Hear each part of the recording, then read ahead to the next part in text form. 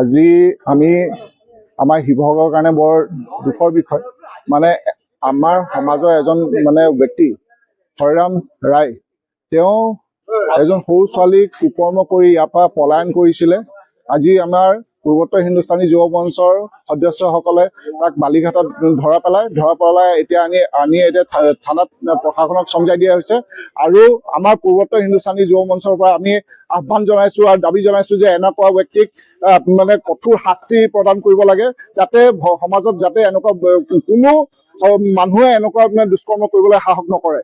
তাৰ কাৰণে আমি গোটেই শিৱসাগৰ বাকী তৰফৰ পৰা আমি চবকে আহ্বান জনাইছো যে এনেকুৱা যদি ক'ৰবাত দেখে আমাৰ সমাজৰ কাৰণে এইটো উজ্জ্বল ভৱিষ্যত নহয়, এয়া আমাৰ কাৰণে অন্ধকাৰ বুলি আমি পৰিচয় দেখা পাই আছো। সেইকাৰণে আমি সবেই অনুৰোধ কৰিছো যে এনেকুৱা মানুহ যদি ক'ৰবাত পায় অতি শীঘ্ৰে আপোনালোক এক্টিভ হওক আৰু ইয়াৰ প্ৰয়োজন হলে প্ৰশাসনৰ সহায় লৈ পিনি ইয়াক কঠোৰ শাস্তি প্ৰদান কৰিলে আমি সবেই একমত হ'ব লাগিব।